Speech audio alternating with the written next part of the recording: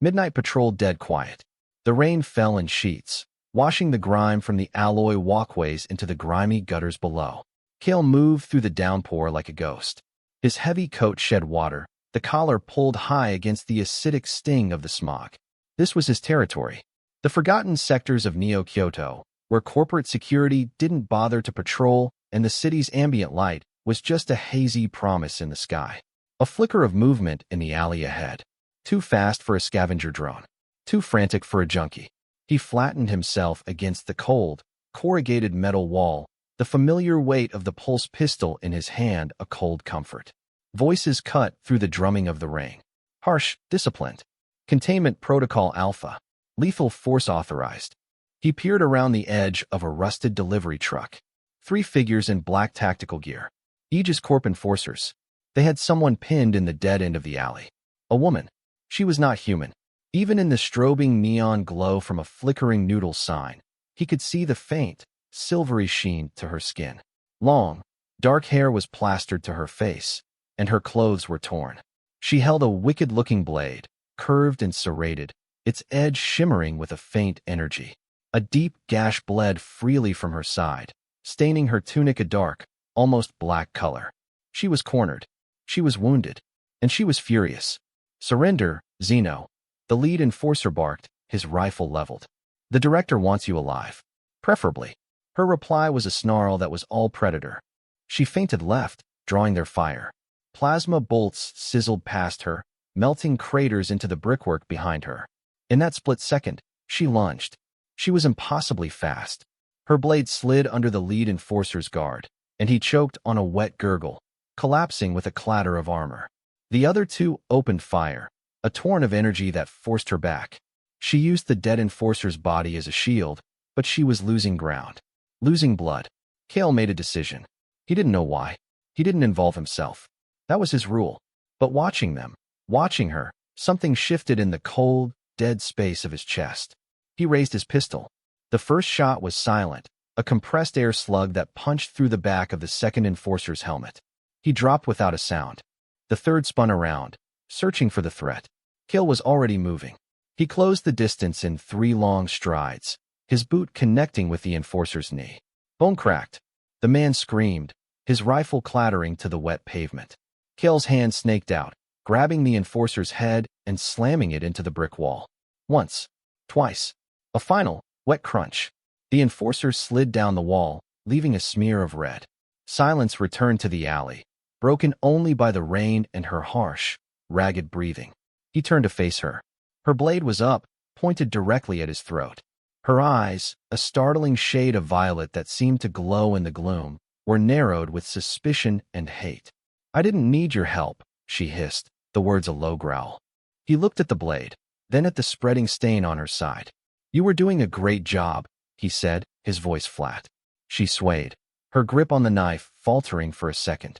He saw the exhaustion, the pain she was trying to hide behind the rage. Sirens wailed in the distance, growing closer. "They'll have a tracker on one of them," he said, nodding toward the bodies. "More will be here in minutes. I will deal with them." "Not like that, you won't." He took a step toward her. The tip of her blade pressed against the fabric of his coat. "Stay back," she warned. "You're losing too much blood.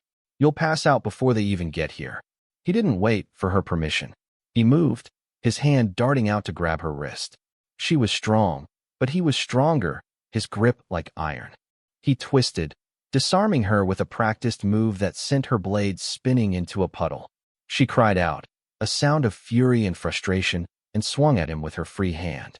He caught her fist easily. "Stop fighting me," he said, his voice low and firm. He pulled her against him, one arm wrapping around her waist to support her weight as her knees buckled. She was lighter than she looked, but solid muscle and bone. Her body was hot against his, feverish. "Let go of me, human," she snarled, struggling weakly. "No." He scooped her up into his arms. She stiffened, a wounded animal trapped. He ignored her protests, turning and melting back into the labyrinth of alleys and shadows he called home. The sirens were getting louder. He didn't look back. He carried her through a maze of forgotten service tunnels and rusted maintenance ladders. The air was thick with the smell of synth oil and piss. She had stopped fighting him, her body limp in his arms. He wasn't sure if it was surrender or unconsciousness. He preferred the latter. It was quieter. He reached a heavy steel door, unmarked and covered in graffiti. A retinal scanner glowed faintly beside it.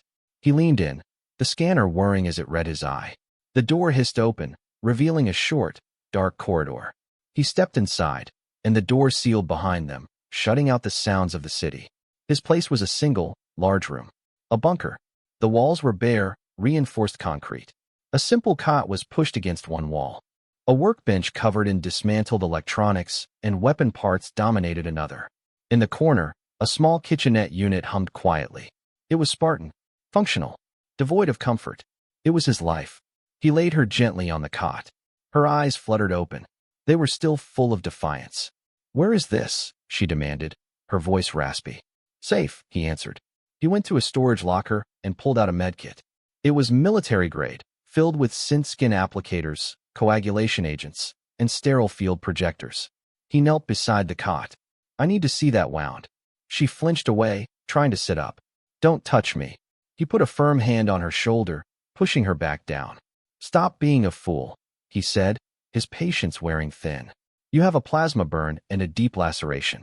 It needs to be sealed before it gets infected." He didn't wait for her consent. He took a knife from the kit and carefully sliced away the torn, blood-soaked fabric of her tunic. He exposed the wound on her side. It was worse than he thought. The flesh was blackened at the edges from the plasma bolt, and the cut was deep, weeping dark, purplish blood. Her skin was smooth, with a subtle, pearlescent quality, marred only by the brutal injury. Faint, silvery patterns, like intricate circuits, were visible just beneath the surface of her forearms and at her temples. He cleaned the wound with an antiseptic spray. She hissed in pain, her body tensing, but she didn't cry out. Her hands clenched into fists at her sides. He worked quickly, his movements precise and economical. This was familiar territory. He'd patched up enough soldiers, and himself, to do it in his sleep.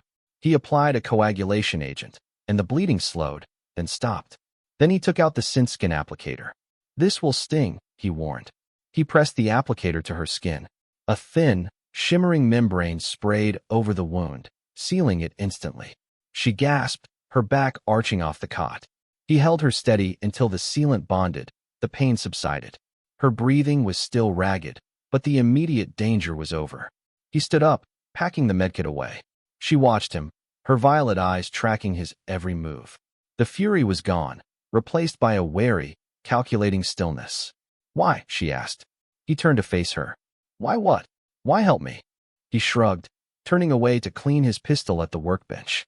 "Didn't like the odds. I had it under control." "Sure you did." The sarcasm in his voice was faint, but it was there. She pushed herself into a sitting position, wincing as the synth skin pulled at her side. "I am Lyra of House 4, she said, her voice regaining some of its strength. It was a declaration, a challenge. "Kale," he replied, not looking at her. "Just Kale. No house, no affiliation." A long silence stretched between them, filled only with the hum of the air recyclers. "What do you want from me?" she finally asked. He stopped his work, turning to look at her. Her pride was a tangible thing, a shield she held up against her own vulnerability. "Nothing," he said. "Rest. Heal. Then you can leave." "You expect me to believe that?" "I don't care what you believe." He went back to his work, the rhythmic click and slide of the pistol's components being cleaned and reassembled. It was a clear dismissal. She watched him for a while longer, her gaze intense. Then, she swung her legs off the cot. She stood, swaying slightly, but held her ground. The room had one chair. A simple, metal-framed thing he used at his workbench. She walked over to it, her movements stiff. He didn't look up. She studied him, then the chair, a glint of defiance in her eyes. She was his prisoner, his patient, brought here against her will. He was acting as if she wasn't even there. She wouldn't have it. She walked past the workbench, right up to where he sat on a low stool. He finally looked up, his expression unreadable. With a deliberate, almost mocking slowness, she turned and sat down. Not on the chair. On him. She settled onto his lap, facing away from him, as if claiming his space, his very person, as her own temporary throne. It was a joke, a provocation, a way to shatter his cold indifference and force a reaction. She expected him to shove her off, to yell, to do something. He did nothing. He simply stopped moving, his hands frozen over the parts of his gun.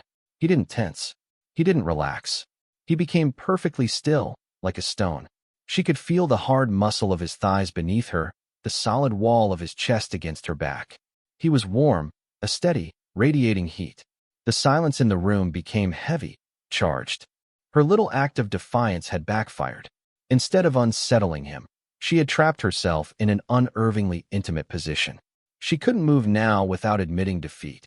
So she stayed put, her back ramrod straight, staring at the concrete wall opposite them. They sat like that for a long time, locked in a silent battle of wills. His stillness was more unnerving than any anger could have been. It was absolute control. Hours passed. He eventually resumed his work, cleaning his weapon with slow, deliberate movements that barely disturbed her. She refused to yield. Exhaustion finally claimed her, her head drooping, her body slumping against his. He still didn't react. When he was done with his work, he carefully stood, lifting her with him as if she weighed nothing. He carried her back to the cot and laid her down. He covered her with a thin, coarse blanket. She was already asleep. He watched her for a moment, her face serene in sleep, the proud, defiant lines softened. Then he went back to his workbench and began his watch. The next 2 days passed in a tense, mostly silent truce. She healed with an unnatural speed. The scent skin was already flaking off, revealing fresh, pink new skin underneath. She ate the nutrient paste he offered without complaint, but her eyes were always on him, wary and assessing. She never mentioned her bizarre act of sitting on him. Neither did he. It hung in the air between them, an unspoken, unresolved thing. On the 3rd day, they came. A heavy, rhythmic pounding on the reinforced steel door. Not a polite knock. A demand. Lyra was instantly on her feet, grabbing the sharpest tool she could find from his workbench. Cale held up a hand, silencing her. He moved to the door, peering through a microcamera feed that displayed on a small screen beside the frame. 4 of them this time. Not the standard enforcers. These were Aegis elites. Heavy armor, pulse carbines, chromed faceplates that hid any trace of humanity. Open up, a synthesized voice boomed from the other side. Routine sector inspection. It was not routine. Cale looked over his shoulder at Lyra. She was poised in the shadows, ready to fight, ready to die. This was the moment. The choice. Give her up, and his life would go back to the quiet, empty routine it had always been. Protect her, and he was inviting a war into his home. He turned back to the door's intercom. "What's the problem?" he asked, his voice calm. "We have reports of unsanctioned Xeno activity in this block. We're sweeping every unit." "Haven't seen anything," Cale said. "Just scavs. Chased them off last night." There was a pause. He could hear the faint whine of a scanner. "Our bioscanner is picking up residual particulates. Non-human." Cale's heart hammered once, hard, against his ribs. "Leaky pipe from the hab level above," he lied smoothly. "Some Zentari family lives up there. Their kid probably flushed something weird again." It was a weak lie. He knew it. They knew it. Another long silence. He saw Lyra tense, her knuckles white on the metal tool she held. "Open the door," the voice commanded, colder this time. Now, Cale didn't move. He let the silence stretch. Let them wonder. Let them assume he was just some stubborn squatter, not worth the paperwork of a forced entry. "We don't have time for this," one of the elites muttered, just loud enough for the intercom to pick up. "The primary target is Sector Gamma. Let's move." The squad leader hesitated. "Fine," the synthesized voice said.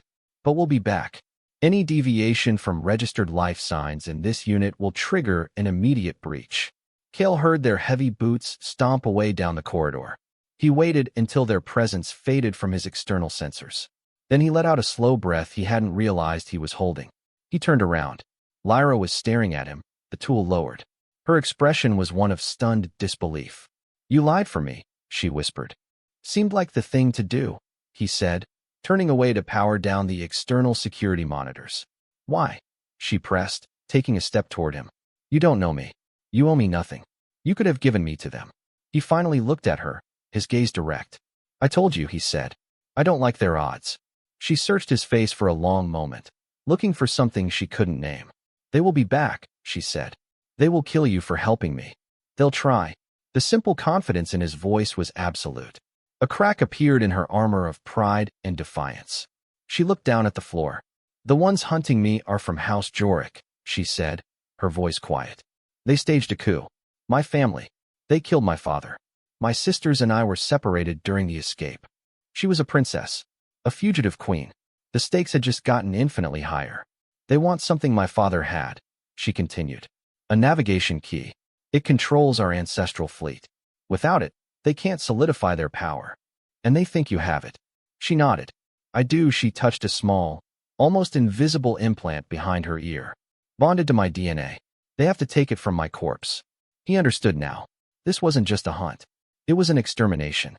"You've brought a war to my door, Lyra of House 4, he said, his voice flat. She looked up, meeting his eyes. The vulnerability was gone, replaced by her familiar fire. "I did not ask for your help," she reminded him. "You chose this." "I know," he said. And for the first time, he felt something other than the dull ache of existence. A flicker of purpose. That night, a fever took her. A delayed reaction to the plasma wound. His medkit's tools not fully calibrated for her alien physiology. He found her shivering on the cot, her skin burning hot. She was delirious, muttering in a language he didn't understand. Words of pain and loss. Names. Zura. Alara. Her sisters, he presumed. He did what he could. He placed cool, damp cloths on her forehead. He forced water between her lips. She fought him in her delirium, her hands lashing out, but she was weak.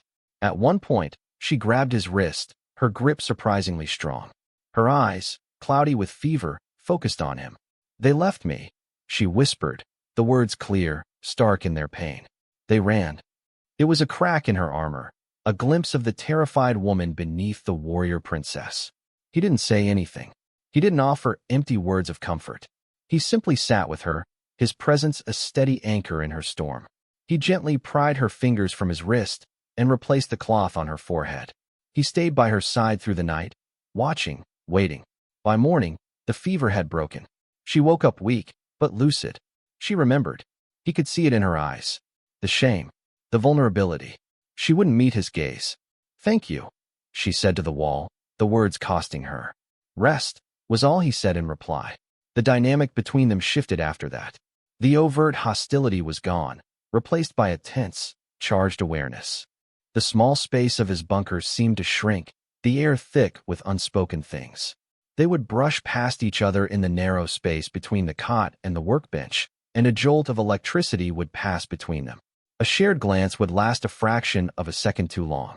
He caught her watching him as he went through his daily combat drills, his body moving with a lethal grace. He found himself watching her as she meditated, her stillness as profound and controlled as his own. The verbal sparring returned, but it was different now. Less about hostility, more about testing boundaries. "You're staring," she said one afternoon, not looking up from the blade she was meticulously sharpening. "You're interesting," he replied, leaning against the wall. She stopped, her violet eyes lifting to meet his. "Am I a specimen to you, human? Something to be studied?" "No," he said, his voice low. "You're a complication. A complication you chose. I'm beginning to wonder why." "Are you?" she said, a slow, dangerous smile touching her lips. "I think you know why, Kale. You think I don't see it." "See what?" "The way you look at me when you think I'm not paying attention." She stood up, the sharpened blade held loosely in her hand. She walked toward him, her movements fluid and deliberate, a predator closing in. "You're a ghost," she said, stopping just inches from him. "Hiding in this concrete tomb. Running from something." "Everyone's running from something," he deflected. "But you stopped running when you found me," she whispered, her gaze intense. "You ran toward the fight instead." She was too close. He could feel the heat from her body, smell the faint, alien scent of her skin. Ozone and something like night-blooming flowers. "Maybe I was bored," he said, his voice rougher than he intended. "You are a terrible liar," she breathed. Her free hand came up, her fingers tracing the line of his jaw. Her touch was light, but it burned like a brand. He should have pushed her away. He should have stepped back. He did neither. His own hand came up, covering hers, his thumb stroking the back of her silvery skin. The tension in the room was a living thing, a coiled spring ready to snap. "What are you doing, Lyra?" he asked, his voice barely a whisper. I don't know, she admitted, her bravado faltering for a second. You are an anomaly. So are you. It was all the invitation she needed. Or maybe it was all the invitation he needed. He didn't know who moved first. All he knew was that one moment they were standing in a standoff, and the next his mouth was on hers. It wasn't a gentle kiss. It was a collision, a desperate, angry claiming. Her blade clattered to the floor as her arms went around his neck, pulling him closer. His hands tangled in her hair, gripping her head as he deepened the kiss. It was a raw, primal release of all the tension, all the fear, all the unspoken desire that had been building between them in the confines of the small room. He backed her against the cold concrete wall, his body pressing hers into the unforgiving surface. She met his aggression with her own, her nails digging into his shoulders, her hips grinding against his. This wasn't about tenderness. It was about possession, about two lonely, violent people finding a language they both understood. He broke the kiss, his breath coming in ragged gasps. They stared at each other, their chests heaving, their eyes wild. I don't do this, he ground out, the words a protest against his own actions. Neither do I, she replied, her voice husky. And then her mouth was on his again, and there was no more room for words. He lifted her, her legs wrapping around his waist as he carried her the few steps to the cot. Their clothes were an impediment, torn away with frantic hands. Her skin was even more luminous up close, the silvery patterns at her temples seeming to pulse with a faint inner light. He explored her body with a desperate hunger, and she met him touch for touch, bite for bite. It was a storm, a battle, a surrender. And in the quiet aftermath, lying tangled together in the narrow cot, the silence was different. It was no longer empty. It was full. She lay with her head on his chest, her fingers tracing the faded scars that mapped his torso. This changes nothing, she murmured into his skin. He knew she was lying. He knew she was trying to convince herself. He stroked her hair, the dark strands soft against his rough hands. It changes everything, he thought. He didn't say it out loud. He didn't need to. The war came for them at dawn. Not a knock this time. A shaped charge blew the reinforced door off its hinges, sending it flying across the room. Cale was on his feet before it hit the far wall, shoving Lyra behind him and grabbing the pulse rifle he kept under the cot. Aegis elites poured into the room, flashbangs exploding in blinding white light. He fired blind, relying on muscle memory, sweeping the doorway with controlled bursts. He heard grunts of pain, the clang of armor hitting the floor. Lyra was beside him now, her own blade in hand, a second one, smaller and just as deadly, in her other. How many? She yelled over the chaos. Too many, he grunted, slamming a fresh power cell into his rifle. A plasma bolt seared past his head, melting a hole in the concrete wall where he'd been a second before. His home, his sanctuary, was being torn apart. The workbench exploded in a shower of sparks and shrapnel as a grenade bounced off it. We can't stay here, he shouted. Maintenance hatch. In the floor. He gave her covering fire as she raced to a small, nearly invisible panel in the corner of the room. She pried it open with the tip of her blade. A dark, narrow shaft dropped into the blackness below. Go, he ordered. Not without you. Go now. He threw a concussive grenade toward the doorway, the blast sending the elites staggering back. He used the precious seconds to follow her, dropping into the hatch and pulling the heavy panel shut above them. Darkness enveloped them, the sounds of the firefight above suddenly muffled. He landed on a rusty ladder, his boots ringing on the metal rungs. Lyra was just below him. This way, he said, his voice echoing in the confined space. They descended into the guts of the city. The journey was a blur of dark tunnels, rushing sewer water, and the distant, ever-present hum of the metropolis above. He led them through pathways he had spent years mapping, a secret geography known only to him. They moved in silence, a perfect team. He would point, and she would move to cover a blind corner. She would spot a loose grate or a weak section of wall, and he would test it. They were no longer just a man and a woman. They were a single, lethal unit. They found refuge in a decommissioned pumping station, a vast, cavernous space filled with the silent, monolithic shapes of ancient machinery. The air was cold and damp. Cale managed to get a small power pack working, casting a single, dim light over their small area. Lyra was tending to a fresh burn on her arm, a souvenir from their escape. They knew exactly where we were, she said, her voice tight with anger. My implant. It must have a secondary tracker I didn't know about. Can you disable it? She shook her head. It's tied into my autonomic nervous system. Trying to remove it without the proper medical tech would kill me. So they would always be hunted. Always running. There's more, she said, finally looking at him. It's not just House Jorik. Aegis Corp is backing them. My father refused to grant them exclusive mining rights in our system.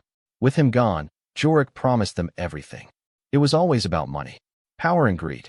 The oldest story in the universe. My cousin, Kalen, leads the hunt for me, she continued, her voice laced with a bitter poison. We grew up together. He was like a brother to me. The betrayal was the deepest wound of all. He saw it in her eyes, a pain far worse than any plasma burn. He went to her, kneeling in front of her. He took the med gel from her hand and gently applied it to her arm himself. We can't keep running, he said, his voice quiet but firm. They'll always find you. We have to stop them. She looked up at him, surprised. Stop them? Kale, they are a corporate army and a house of traitors. We are two people in a sewer. Then we hit them where they're not expecting it, he said. We go on the offensive. A slow smile spread across her face. It was a dangerous, feral thing.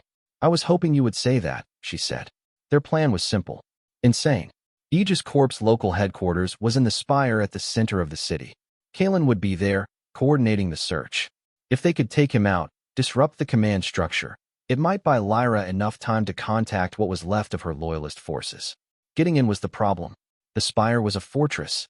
I used to run security installs for buildings like that, Kale said, studying a schematic he'd pulled up on a datapad he'd scavenged. I know their weaknesses. He pointed to a thermal exhaust port, deep in the undercity levels of the building. It's a long shot, he said, but it's our only shot. The infiltration was a masterpiece of stealth and violence. They moved through the spire's service corridors like wraiths, a synchronized dance of death.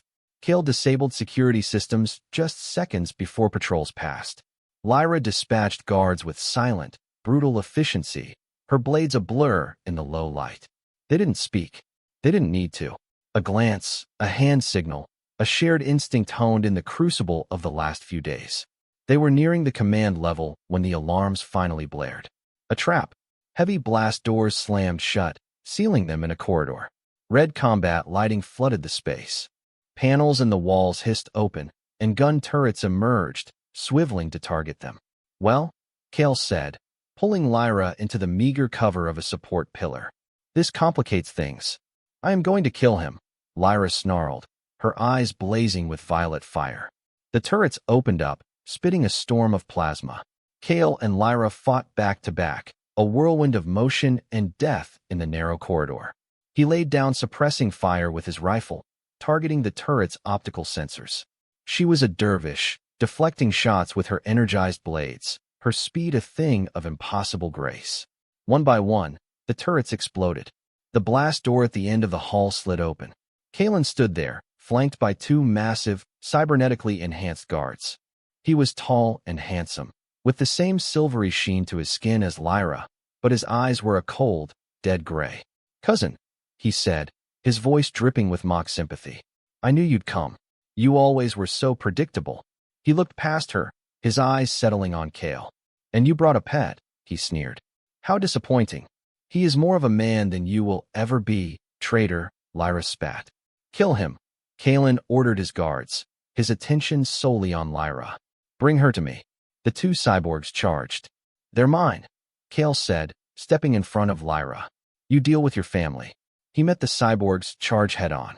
It was a brutal, close-quarters fight. Metal on metal, flesh on steel. He moved with a cold, ruthless precision, exploiting the gaps in their armor, the weaknesses in their cybernetics. Behind him, he could hear the clash of blades as Lyra and Kalen began their duel. It was a dance of hatred, their styles perfectly matched, each anticipating the other's moves. Kale shattered the elbow joint of one cyborg, then used the creature's own momentum to slam it into the other. He finished them both with precise shots to their cranial casings. He turned just in time to see Kalen disarm Lyra, sending her primary blade skittering across the floor.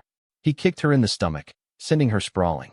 You were always weak, Kalen hissed, raising his blade for the killing blow. Just like your father. Kale didn't hesitate. He didn't have time to aim properly. He threw himself forward, putting his body between Kalen's blade and Lyra. He expected the cold bite of steel. Instead, he saw Kalen's other hand come up, a small holdout blaster clutched in it. A searing, white-hot pain exploded in his shoulder as a plasma bolt tore through him. The force of it threw him back, his rifle clattering from his numb fingers. He hit the floor, his vision swimming in black spots. But he had done his job. He had created the opening.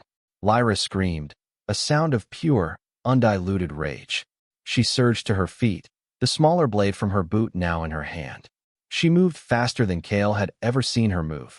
Kalen, his attention diverted for that fatal second, couldn't react in time.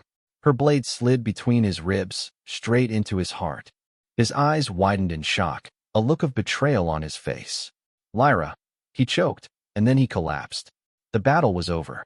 Lyra rushed to Kale's side, her hands hovering over the smoking, cauterized wound in his shoulder. You fool, she whispered, tears streaming down her face, mixing with the grime and blood.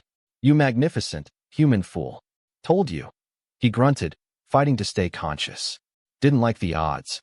Her face was the last thing he saw before the world went dark. He woke to the low, thrumming hum of a starship's engine. He was in a sterile, white medical bay. His shoulder was wrapped in a glowing, regenerative field. The pain was a dull, distant ache. Lyra was sitting in a chair beside his bed. She was clean, dressed in a simple but elegant silver tunic. She looked like a queen. Welcome back, she said, her voice soft. Where are we? He asked, his own voice a rough croak. The Vanguard, she answered. My flagship. My sisters, Zara and Alara. They rallied what was left of our fleet. We control the system again. House Jorik is broken. It was over. They had won. Good, he said, trying to sit up. She gently pushed him back down.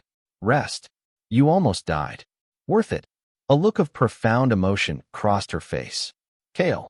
Before she could continue, two other women entered the med bay. They were clearly her sisters. One was taller, a warrior like Lyra, with a stern, commanding presence. The other was smaller, her eyes sharp and intelligent, a strategist. He is awake, the warrior, Zara stated. We must thank you. Human, the strategist, Alara said. You saved our sister. Our house is in your debt. Kale just nodded, and used to such formal gratitude. Zara's eyes then narrowed, a strange expression on her face. She looked from Lyra to Kale, and then back again. Sister, she said, her voice low and confused. When we found you in that tower, you were holding him. There was a resonance. Alara's eyes widened in understanding. The rite of sanctuary, she breathed. You performed the claim. Lyra stiffened. What are you talking about? When you were in his nest, Zara said, struggling for the right word. His sanctuary. You sat upon the throne of his lap. You claimed him as protector. The bond was forged then. Kale stared at them, completely lost. He remembered that day. Her defiant, mocking gesture. Her joke. Lyra's face was a mask of shock. No, I was just trying to provoke him. It meant nothing. It means everything, Alara insisted. Our laws are ancient and absolute. A royal in distress, taking sanctuary with an unsworn warrior, and performing the ceding claim. It creates a life bond. It is recognized by our oldest traditions. By the clan. It is unbreakable. A joke. A stupid act of defiance. And it had bound them together by a law older than her house. Kale looked at Lyra. Her violet eyes were wide, her mouth slightly open. He saw fear, confusion, and something else. Something that looked terrifyingly like relief. Weeks later, he stood on the observation deck of the Vanguard, looking out at the swirling nebula of a newborn star system. His shoulder was fully healed, a new, silvery scar marking the spot where he had almost died. He was dressed in clothes of xylery design, dark, functional fabrics that fit him perfectly. The door hissed open behind him. Lyra entered. She was dressed in the formal regalia of her house, a queen restored to her throne. She came to stand beside him, following his gaze. The council has accepted it, she said quietly. The bond. They recognize you. Recognize me as what? He asked, not looking at her. Your pet. He felt her flinch beside him. Never, she said, her voice fierce. As my protector. My consort. My king. He finally turned to look at her. I'm not a king, Lyra. I'm a grunt who got lucky. You are the man who walked into a war for a stranger, she corrected him. The man who took a plasma bolt for me. You are more of a king than any of the blue bloods who schemed for my father's throne. She stepped closer, her hands finding his. I was wrong that day in your bunker, she said, her voice dropping to a whisper. That gesture, my stupid, childish attempt to provoke you. My sisters say it was a bond forged by law. They are wrong. He looked at her, confused. The bond was not forged when I sat on you, she said, her eyes locking with his. It was forged when you lied for me, when you chose me over your own life. The law just recognized what my heart already knew. He didn't know what to say. He had spent his life alone, in the shadows. He didn't know how to be this person she saw. I don't belong here, he said, the words tasting like ash. In your world of ships and queens. You belong with me, she stated, her grip on his hands tightening. That is the only world that matters now.